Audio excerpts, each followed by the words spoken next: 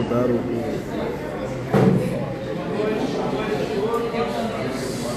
Boa noite a todos. Sejam bem-vindos ao Lar de José. Tem alguém hoje aqui na audiência que é a primeira vez que vem aqui? Alguém aqui é a primeira vez? Seja bem-vindo. Qualquer dúvida, falar com qualquer um de nós aqui, a gente pode te ajudar. Já conversou com a Xênia lá. Seja bem-vindo. Lênia.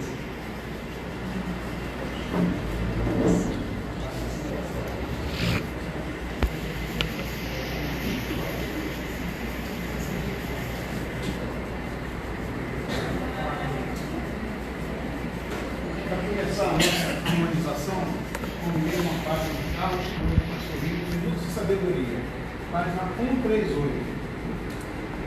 Não se prenda às opiniões da multidão. Viva a sua vida, de acordo com as luzes que lhe chegam do alto.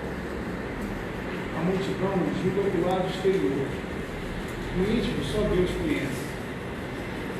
O mundo não pode conhecer os ensinamentos de amor do Mestre. Prefiro obedecer ao Mestre, amando sempre, e não dê valor às opiniões da multidão, que tudo faz para que sejamos iguais a ela, sem personalidade e sem opinião própria. Então, gente, isso aqui a gente vê no nosso dia a dia. Né? A gente está mais preocupado com o jardim do vizinho que com nós. Então, vamos nos preocupar mais com o nosso jardim, vamos preocupar mais com as nossas coisas. Uma coisa que eu tenho tentado aprender na vida é que a gente não muda ninguém.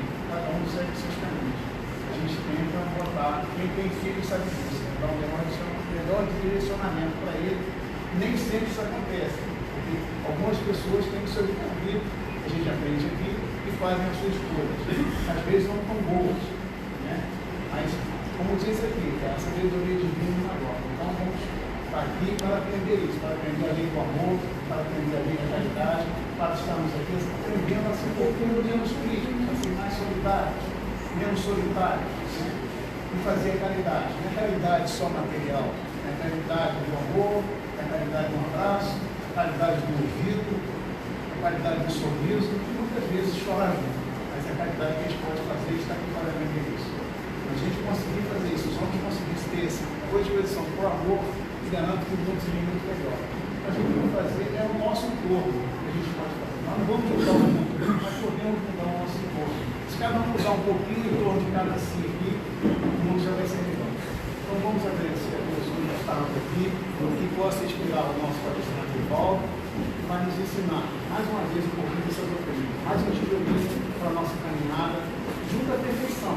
Vai demorar muito, vamos ter várias encarnações, várias passagens, mas o nosso destino no final é esse, a perfeição. Um dia chegaremos lá, para esse foi conosco, Senhor, agora e sempre, graças a Deus.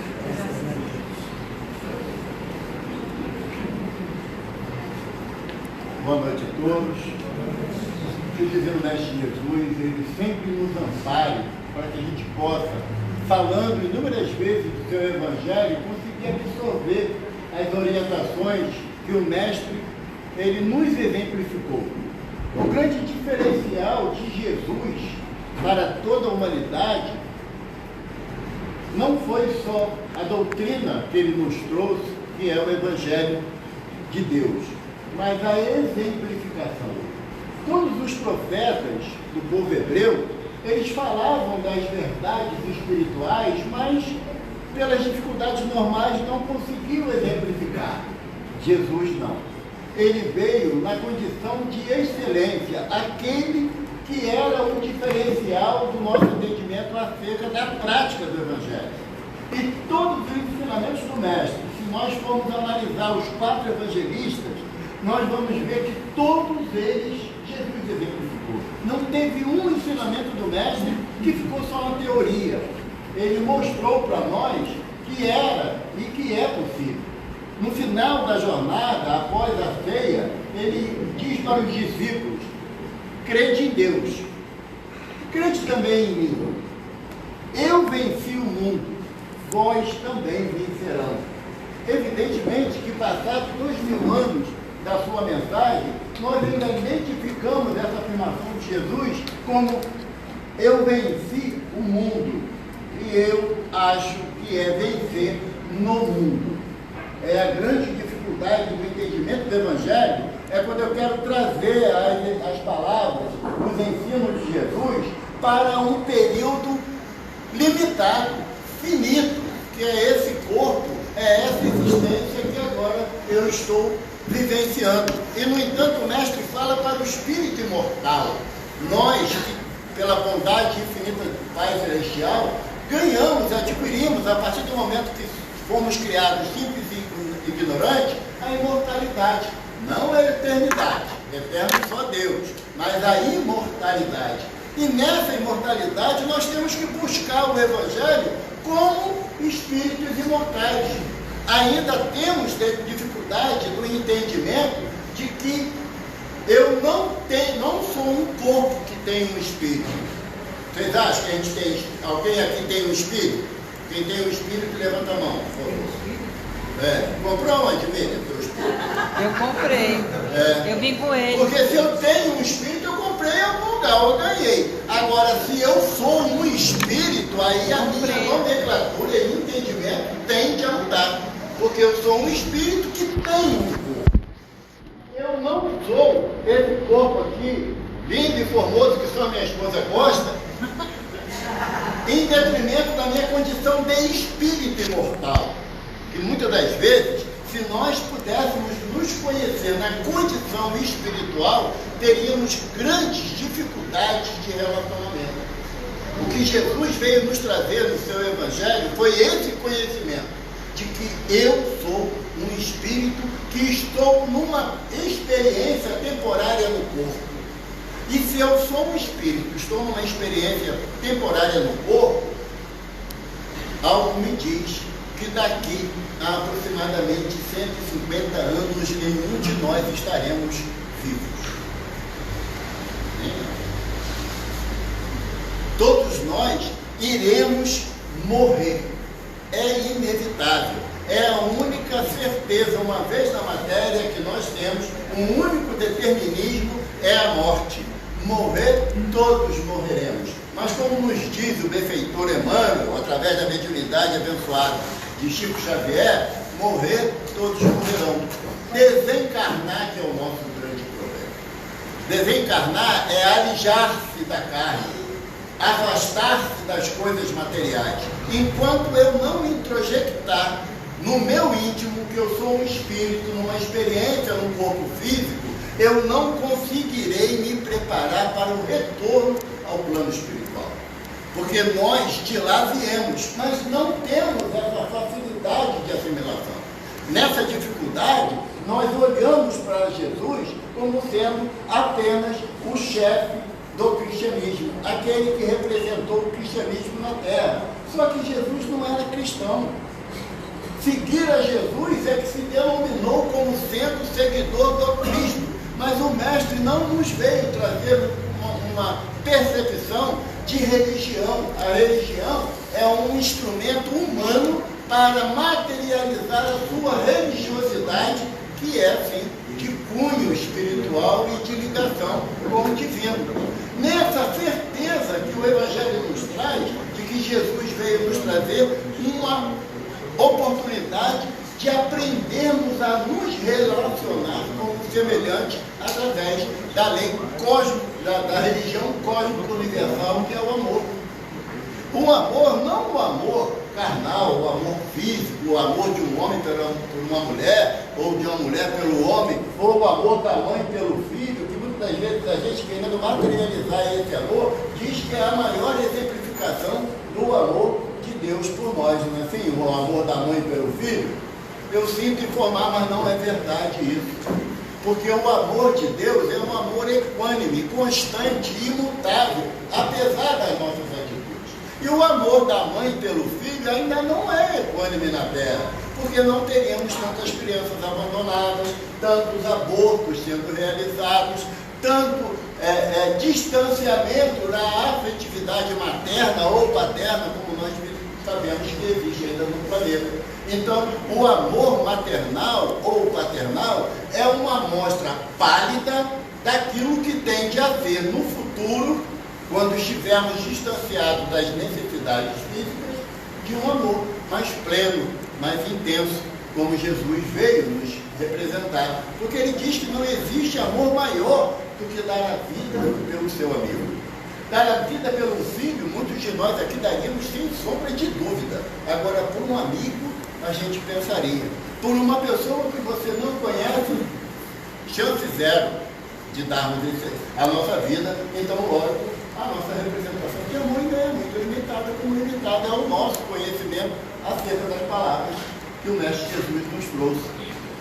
Hoje, eu costumo dizer que a mídia sempre gosta de me colocar, assim, eu não uso saia, né? De calça curta. Por quê? Porque ela me dá uns temas, sabe, que é encrenca. E eu tenho sempre a percepção que eu vou falar coisas que vocês não vão gostar de ouvir. Mas tem que falar. Porque o Evangelho, ele não veio para nos agradar, veio para nos esclarecer. Jesus fala, textualmente, esclareça-te com a verdade que ela te libertará das trevas e da ignorância. Então nós já estamos passando, uma vez que nos colocamos na condição de estudantes da doutrina espírita, já estamos começando a nos afastar daquela percepção de mundo de Bob, Peter Pan, sabe? A menina ela vai querer esperar um príncipe chegar no cavalo branco, ou então beijar o saco achando que vai virar príncipe, e a gente sabe que não acontece assim. A gente sabe que a realidade da vida, ela não é florida. Por quê? Porque Emmanuel fala para todos nós que iniciar no Evangelho é fácil, permanecer é difícil, chegar ao fim é crucificar-se. Então, se nós estivermos dispostos a crucificar, não é crucificar como Jesus no madeiro, a gente não suportaria. É crucificar os nossos interesses pessoais, os nossos desejos materiais, as nossas posses, os interesses pessoais. Desculpe, os pessoais são o que mais nos afasta de uma compreensão da vida espiritual. Por quê? Porque eu ainda quero ter a posse da minha mulher, do meu marido, dos meus filhos, da minha casa, do meu carro, da minha conta bancária. É meu. Mesmo sabendo que ainda, mesmo que já tivesse inventado gaveta para caixão, a gente não ia conseguir utilizar aquilo que estivesse dentro do túmulo e fôssemos sepultados. Por quê? Porque o corpo é perecível. E o espírito, uma vez separado desse corpo, ele não tem como atuar diretamente nas coisas materiais. Eu gosto de falar a título de esclarecimento que,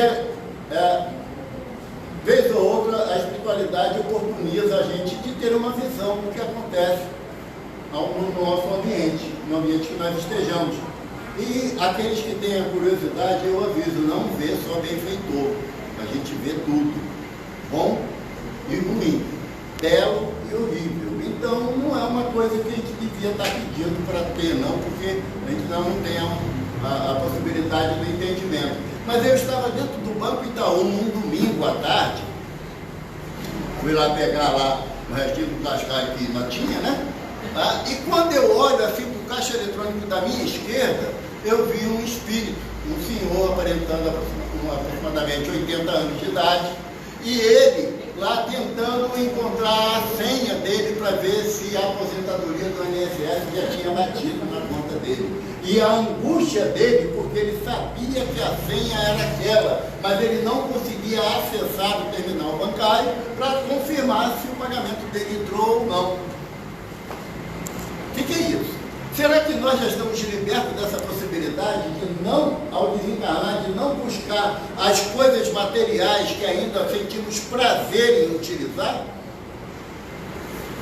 Tem um espírita lá de Belo Horizonte, ele muito atuante no espiritismo de Belo Horizonte, num centro espírita que ele frequentava, e evidentemente, claro, como todos nós, chegou o momento dele retornar ao plano espiritual. Retornou ao plano espiritual, num prazo de 2 anos, ele já estava dando comunicação na casa que ele frequentava.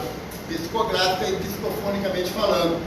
E ele colocou com muita justeza que ele, ao chegar no plano espiritual, ele foi recebido pelos mentores que orientavam a casa que ele estava trabalhando. Socorrido em hospitais espirituais, buscou-se a harmonia dele, o equilíbrio dele, e ele continuou a sua tarefa de evangelização que tanto ele gostava. Mas a sinceridade dele foi, para mim, Evaldo, muito chocante, porque ele disse que a coisa mais difícil de ele se habituar no plano espiritual foi a falta do celular. Alguém já imaginou passar um dia inteiro sem acessar o celular? Por opção, não é porque escangalhou, não. Ou acabou a bateria, você não sabe onde está o carregador, não. Por opção, pegar o bendito, botar lá no cantinho e falar: hoje você não manda em mim. Já pensamos nessa possibilidade? Um espírito trabalhador, ativo do movimento espírita, estava com dificuldade no plano espiritual porque não conseguia se dissociar da necessidade do celular. É isso que nós estamos falando. Quando nós falamos de retorno à vida espiritual, eu não estou falando que, não, o André Luiz foi para o umbral e passou 8 anos no umbral. Detalhe, André Luiz não tinha conhecimento da doutrina espírita. Ele era um médico materialista, né, de grande projeção nacional pela sua condição de médico sanitarista, mas ele não tinha conhecimento da doutrina espírita e muito poucas vezes ele foi à igreja para assistir uma missa com o coração voltado para as consequências espirituais. Então passou 8 anos no plano espiritual na condição de quê? Lembra? Qual era a acusação que... Suicídio. Mas ele deu tiro na cabeça, tomou veneno. A conduta dele durante o seu dia a dia, na matéria, era uma pessoa altamente irritável, aquela pessoa que não tinha tolerância com nada nem com ninguém, dificuldade de relacionamento com aqueles que estavam num patamar social inferior a ele, além de uma vida social e sexual desregrada, que culminou com um câncer no intestino associado à sífilis. Além, claro, das consequências do tabagismo. Nós não estamos aqui na condição de querer arvorar como sendo juízes de nada nem de ninguém. Eu estou retratando aquilo que está no livro nosso lar, que a gente tem acesso, que todo mundo pode ler. E quando Clarencio coloca para ele que infelizmente ele retornou ao plano espiritual antes da época e na questão de suicídio, e ele se revoltou, uma vez que eu não consigo me desligar das apreensões materiais, das coisas materiais, também eu vou estar minando a minha resistência que eu poderia estar colocando a serviço do próximo com a doutrina nos orienta. E é nessa proposta, agora pode marcar o início da palestra, tá, Amélia? É nessa proposta que a gente vai trazer o tema que está no capítulo 87 do livro Caminho, Verdade e Vida, ditado pelo benfeitor Emmanuel, através do Chico, a questão sobre por que dormis. E é uma pergunta que todas as vezes que eu lia no Evangelho, eu ficava encafifado, porque isso, tanto Lucas, quanto Mateus, quanto Marcos, relata, só João que não relata essa passagem. Como nós sabemos que todo espírita lê a Bíblia, esse silêncio me preocupa. Porque o espírita que não lê a Bíblia, ele perde a oportunidade de ter um conhecimento da história do povo hebreu para entender as palavras de Jesus. Porque Jesus fala, vocês lembram qual é o primeiro? Tá bom, a Bíblia não lê, a gente entende, não tem muita familiaridade. Agora, o primeiro capítulo do Evangelho segundo o Espiritismo. Eles falaram, que falam em espírito, a gente não escuta, né? Primeiro capítulo Não, essa é a primeira pergunta do livro dos Espíritos. Eu falei dos Espíritos, falei errado. É o primeiro capítulo do Evangelho segundo o Espiritismo. Primeiro capítulo, não vim destruir a lei. É a afirmação do mestre em relação à lei de Moisés, que Kardec traz como que a doutrina também não veio destruir a lei, ou seja, as leis morais que Jesus veio exemplificar para a gente. Se Jesus não veio destruir a lei, eu só vou ter esse entendimento se eu estudar a Bíblia, né? Se eu estudar os 4 evangelistas. Porque Lucas fala assim para a gente, no capítulo 22, Emmanuel analisa apenas o versículo 46 do versículo 22, que vai até o versículo 55. Ele fala assim, e disse-lhes, por que estáis dormindo? Levantai-vos e orai, para que não entreis em tentação. E Emmanuel vai comentar para a gente essa citação apenas do versículo 46 do capítulo 22. A possibilidade que Emmanuel tem de traduzir uma frase do Evangelho num texto que a gente tem dificuldade de entender, entra ano, sai ano, a gente estuda, a percepção vai mudando gradativamente. Por quê? Porque Emmanuel tem uma profundidade de conceito que a gente ainda não tem possibilidade de entender pela distância moral dele para nós. É um espírito na classe de espírito superior que já tem um entendimento muito avantajado sobre o que o Evangelho nos propõe. E Emmanuel fala assim para a gente, num trecho aqui. O Evangelho de Lucas, nessa passagem, conta que os discípulos dormiam na tristeza. É assim que Lucas começa a sua narrativa. Enquanto o mestre orava fervorosamente no horto. Olha o que Emmanuel vai falar. Vê-se, pois, que o Senhor não justificou nem mesmo a inatividade oriunda do choque ante as grandes dores. O que Emmanuel está falando? Se eu estou passando por um problema grave na minha vida, seja ele de ordem física, moral, espiritual ou financeira, não é justificativa para eu não trabalhar no bem. Não é. Por quê? Porque a doutrina me esclarece que a oportunidade do serviço não exige mãos hábeis, mãos capazes. A possibilidade de trabalhar no Evangelho de Jesus exige de nós disponibilidade, querer, estar apostos na hora que a tarefa surgir em nossa frente. Isso aí acontece dentro da casa espírita, é uma maravilha. Uma maravilha. Se alguém aqui, queira Deus que não aconteça, mas começar a passar mal por qualquer dificuldade, certamente 2, 3 levantarão para acudir o irmão. Isso aí é sem dúvida. E os outros, possivelmente entraríamos em prece para dar sustentação espiritual para que os amigos, os mentores, auxiliassem o irmão ou a irmã que estivesse em dificuldade. Mas na rua, quando você acabou de perder o emprego, veio para casa sem saber como contar isso para o marido, ou para a esposa, para o pai, para a mãe, porque você sabe que o seu salário era parte importante na economia doméstica, e você vem completamente transtornada, e na sua frente uma pessoa embriagada desmaia, bate com a cabeça no chão e começa a sangrar. É o que o Emmanuel está falando.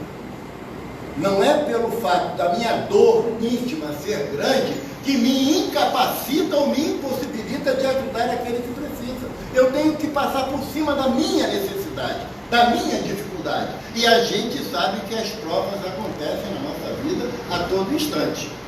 Muitas das vezes nós idealizamos que as nossas provas acontecerão dentro da casa espírita. Claro que não. Aqui dentro todo mundo é cordato, é amigo, é fraterno. A questão do Evaldo é lá na rua, no dia a dia, aonde eu não tenho os olhares dos amigos para avaliar o meu comportamento e esqueço que tenho os olhares do plano espiritual. Porque Paulo de Tarso fala na carta aos Hebreus que nós somos acompanhados por uma nuvem de testemunho. Na afirmação de Paulo, ele não diz como é essa nuvem de testemunho. Por quê? Porque ela será compatível ao meu comportamento, no meu dia a dia. Se o meu comportamento, as minhas atitudes, o meu falar e o meu pensar for baseado no princípio que o Evangelho me propõe, evidentemente que eu terei ao meu lado amigos espirituais potencializando esse meu desejo de transformação íntima, como o irmão falou no início. Aí eu terei uma nuvem de testemunhas andando comigo, bem branquinha, cheia de pontinho de luz. Porém, se eu sou aquela pessoa que critico veementemente todas as atitudes daqueles que estão ao meu redor, que só eu tenho razão dentro dos apontamentos que eu faço na minha ótica, apenas o meu desejo é o mais valoroso, eu não tenho nenhuma obrigação de aceitar a opinião contrária à minha, qual o tipo de nuvem que eu estarei, que estará me acompanhando? Para exemplificarmos, a gente busca aqueles que já passaram por aqui, mas deixaram bons exemplos, né? Chico morava ainda em Pedro Leopoldo, e ele trabalhava a gente chama hoje de mercadinho, naquela época era chamado de empório, ou venda. E ele andava cerca de 40 minutos até chegar ao local de trabalho, que ele abria lá às 6 horas da manhã. E ele indo para o empório, na noite anterior tinha tido reunião mediúnica no Grupo Espírita Luiz Gonzaga, e normalmente terminava lá para 1 hora, 2 horas da manhã, e ele estava indo pelo caminho, e ele olhou ao longe uma casinha muito simples, e ele percebeu que tinha uma senhora na janela, e ele falou: é, dona Fulana, ela vai querer prosear comigo, mas eu estou em cima da hora, não vai dar tempo. E vai chegando, e aí a irmã, quando identifica que é o Chico, abre aquele sorriso, né? Fala: ah, menino Chico, estou te esperando aqui desde 3 horas da manhã. E ele falou assim: ah, minha irmã, mas não dá para poder conversar com a senhora agora, eu tenho que ir lá para abrir lá o empório, né? Ah, Chico, é só um segundinho, Chico, não custa nada, vai. E ela, pelo Chico, falou assim: ah, minha irmã, sinto muito aí, irmão, atende a irmã. Ele tá, sinto muito, mas eu pago, sim, senhora. O que a senhora quer? Aí ela falou assim: não, Chico, é que tem essa receita aqui que o doutor Bezerra deu ontem, mas não entendo as letras, não. Eu não sei o que é para fazer, não. Aí Chico pegou a receita, que ele mesmo psicografou, né? Leu que era para fazer um chá, deu o nome das ervas que ela tinha no quintal, e a senhora faz o chá, toma o chá de manhã, de tarde e de noite, tá bom? Ah, tá bom, Chico, obrigado, Chico, tá bem, vai com Deus. E foi andando, mais adiante, uns 100 metros, a irmã falou assim: Chico, olha para trás. E quando ele olhou para trás, a irmã estava na janela dando dialoguinho para ele. E saiu uma massa branca, cheia de pontos luminosos do coração daquela senhora, veio numa velocidade vertiginosa, chegou perto do Chico, envolveu ele todo, deu aquele suspiro de alegria. Aí a irmã falou: ela está agradecendo a Deus o teu coração bondoso por ter parado para falar com ela, desejando que você vá na paz de Deus. Agora, se tu não para e ela deseja que tu vai, que o diabo te carrega. Imagina o que viria para cima de Deus. Então, quando eu não cuido dos meus pensamentos, eu não tenho a certeza de que companhia que eu estou trazendo para junto de mim. E é uma atividade pessoal. Os nossos mentores, eles certamente sabem dos nossos pensamentos. E, evidentemente, o meu, na maioria das vezes, eu estimo aquilo que eu penso. Mas eu tenho condições totais de analisar os meus pensamentos. E eu tenho a oportunidade de determinar um tempo. Por exemplo, eu já determinei que a cada 1 hora eu olho no relógio. 9 horas, né? 9 horas. Então eu tenho que parar para pensar o que eu refleti nessa 1 hora. E normalmente eu tenho vergonha dos meus pensamentos. Então, meu irmão está dizendo que apesar dessas dificuldades todas, inclusive com os meus pensamentos, não é justificativa para eu não estar ativo na tarefa do bem.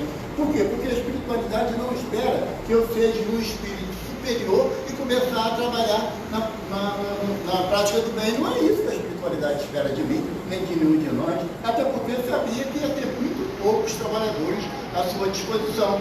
Eles querem que mesmo diante das minhas maiores dificuldades, isso não estagne meus passos, não chumbem as minhas possibilidades na minha inércia, na minha incapacidade. Senão eu vou entrar na condição de estar dormindo diante da oportunidade que o Cristo me oferece. Estar dormindo aqui não é aquele sono gostoso que às vezes dá na palestra, né? A palestra desenvolvendo, mas com aquele soninho, a cabecinha vai virando. Eu falo alto para poder acordar o pessoal. Quando lá na minha casa de origem, Centro Espírita Casa do Caminho Chico Xavier, lá em Jacarepaguá, quando eu estou fazendo palestra, eu conheço a maioria lá pelo nome, né? E quando eu vejo que está cochilando, você já aprendeu com Jesus, né? O cara leva um puxo na cadeira, se assenta melhor e perde um pouquinho o sono. Não é esse dormir que Jesus está referindo, não. Não é esse dormir. Jesus está se referindo é a dormência da alma. Aquele momento onde você pode colaborar com o irmão. Quem já passou a noite aqui em um hospital acompanhando alguém doente? De madrugada dá uma tristeza, não dá? Porque está todo mundo dormindo, mas se você dormir, você não é acompanhante.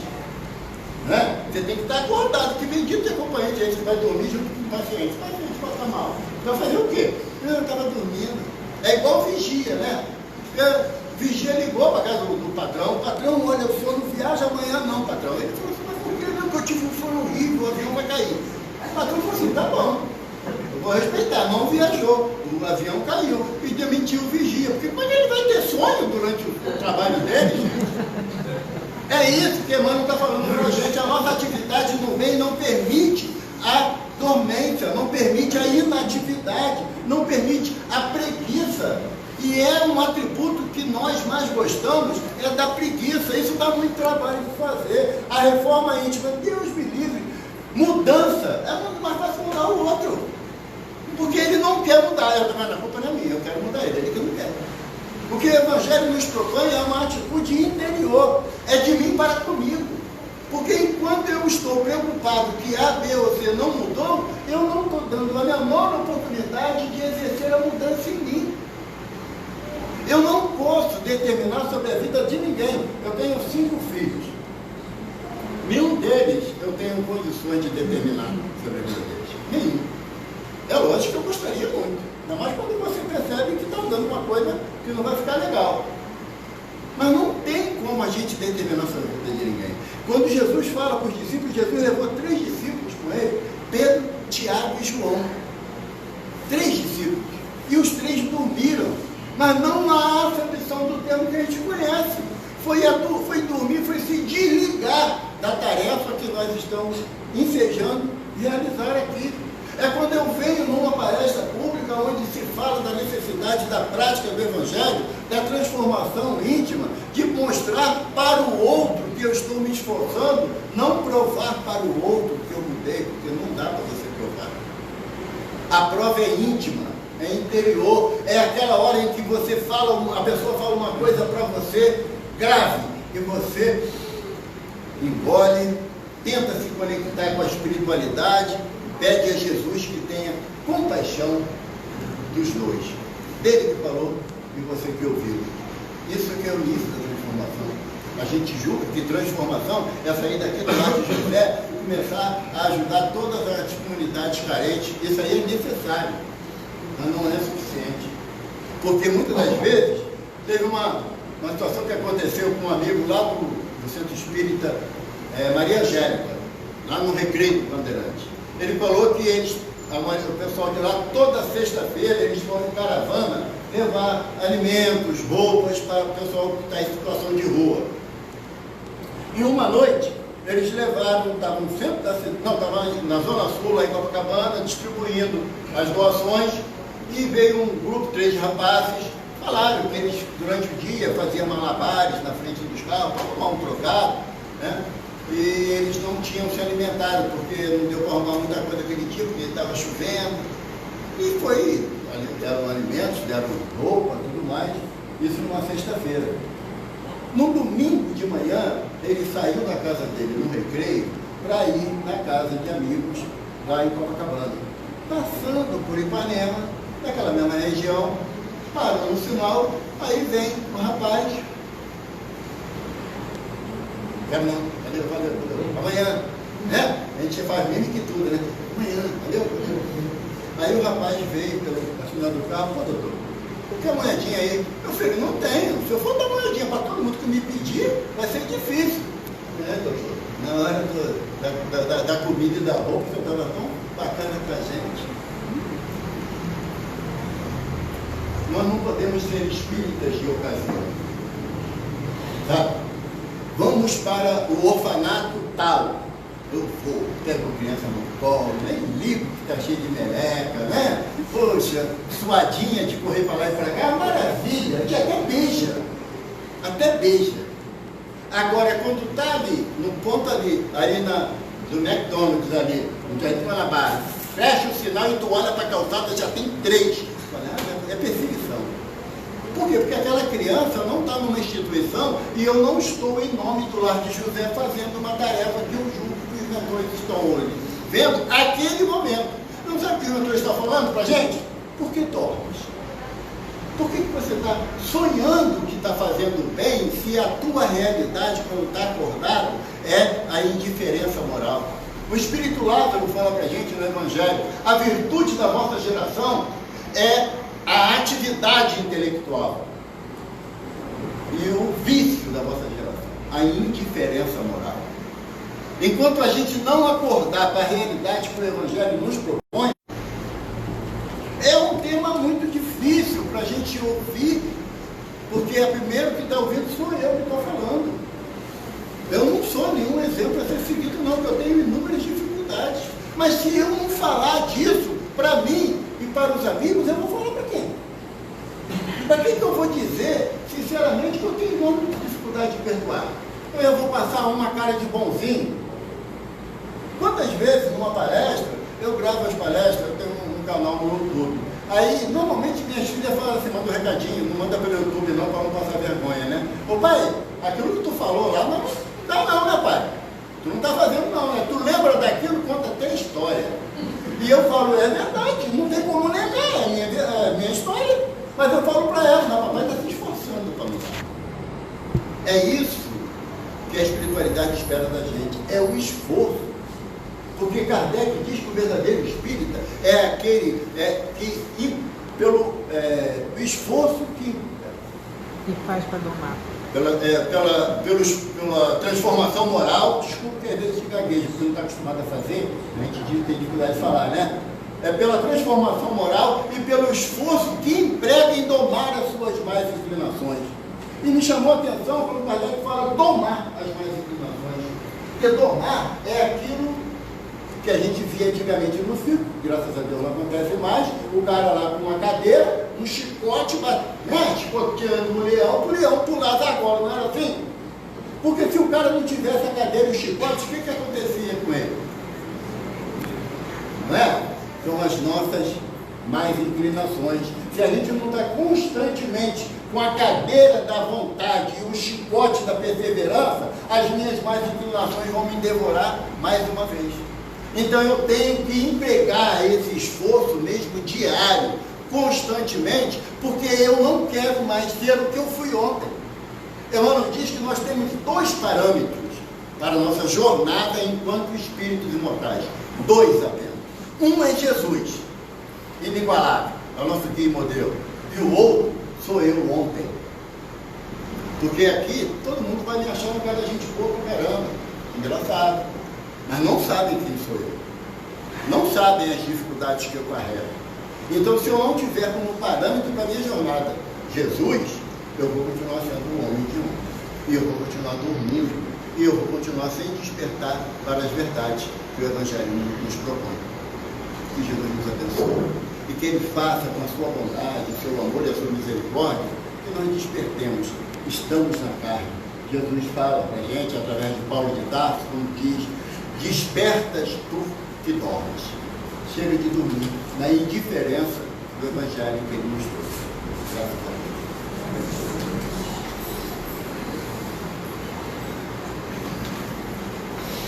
Pessoal, vamos começar agora na segunda parte do nosso trabalho da noite de hoje.